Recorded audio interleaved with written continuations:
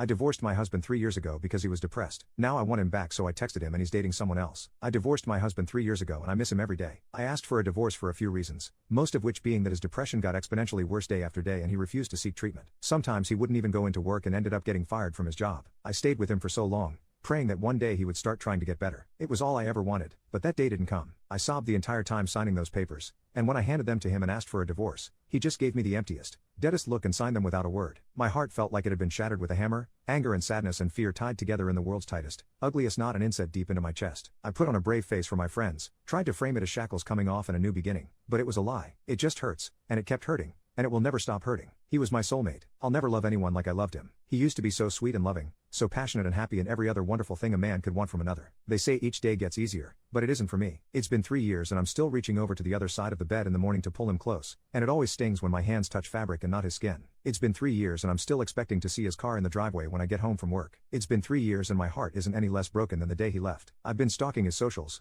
I'll admit. He's been getting back to the gym, started meds, and I see him smiling so genuinely in these photos. He looks so incredible. Maybe if I had just waited, he would have changed his mind and went to a doctor like he is now? Or was it me that held him down? Was I making it worse? I hope not. I want to go over to his place and just fall into his arms and beg him to take me back. Maybe he's wishing the same thing about me. If there's even a chance I could have my man back, I feel like I should try. I'll never know otherwise. Update. A few days ago, I called my ex-husband. I called him later in the evening. It was the first time we'd spoken since a bit of trouble he'd had while he was still drinking 2 years ago. He picked up on the second ring. Our conversation was a little stilted at first, as to be expected, but he said he was really glad to hear from me. We ended up meeting up for coffee yesterday as so many of you suggested. I'll admit it was kind of hard to see him, but in a good way. He looked so much better than the last time I had seen him, but he looked exactly like the man I married. He had lost a ton of weight. He gained like 75-ish pounds during his struggle with depression. And no, I didn't leave him because of his weight gain. He looked way healthier and very put together. I'll just say it, he looked incredibly hot. What made it hard was that I couldn't kiss him hello like I used to. But God, the way his eyes lit up when he saw me, I barely needed to. We got our coffee and sat, and he updated me a little on his life in the last 3 years. What really turned his life around was in part the divorce, but more so a DUI.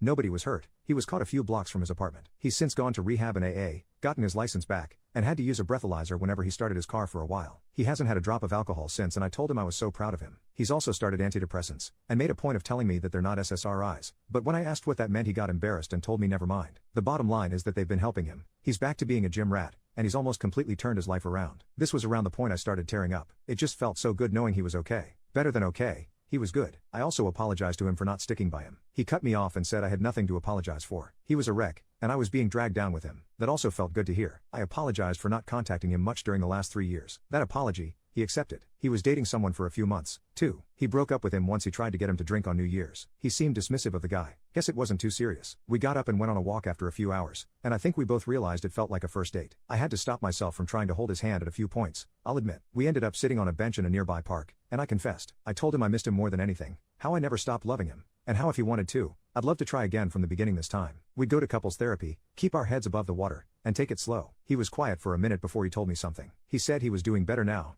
but there may be a time where he sunk low again. Depression isn't easily cured, and he was far from cured. He still had bad days, but he said there would be one difference. He promised he would never stop trying to improve. He was never going to give up like he did before, and refused to neglect me like he used to. If I was willing to accept that truth, he was willing to try again. I agreed, and he kissed my forehead and hugged me. You know when it's the first warm day of spring after a cold, harsh winter, and the soft breeze and basking sun hit your skin at the same time? It felt something like that, to the 1000th degree. After a while he walked me back to my car and squeezed my hand goodbye, and the second I got inside I started sobbing like a baby. Happy tears, though. I'm currently sitting in bed, kicking my feet like a teenage girl, texting him back and forth to schedule an actual date. He said he'd plan everything, and try his best to make up for the birthdays and anniversaries he missed. He said it would knock my socks off. What a dork. I love being in love.